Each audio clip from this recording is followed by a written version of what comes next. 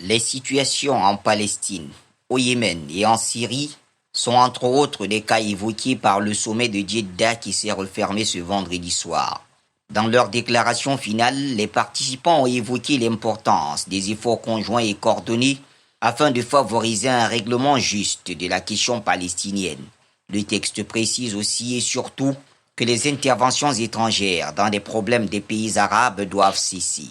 Cette déclaration du 32e sommet des chefs d'État et de gouvernement de la Ligue arabe ajoute que nous devons soutenir les efforts régionaux et onusiens pour trouver une solution politique à la crise au Yémen. En outre, les pays arabes devraient accroître leurs efforts pour aider la Syrie à surmonter la crise.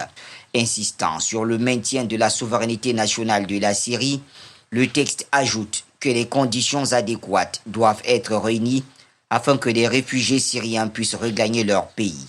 Le président Bachar al-Assad, figure de proue de cette rencontre, a affirmé que son pays pourrait être qualifié de cœur de l'arabité, ajoutant « Je remercie les chefs des délégations qui ont exprimé leur profond amour pour la Syrie, pour activer notre rôle dans le règlement des crises et des problèmes régionaux.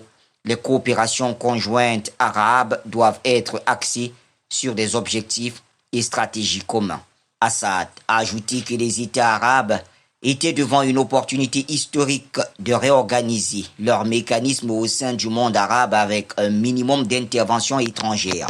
L'organisation panarabe avait exclu le régime syrien fin 2011 après une tentative de révolution de couleur instrumentalisée par l'extérieur qui a abouti à une longue guerre civile soutenue et entretenue par des puissances occidentales.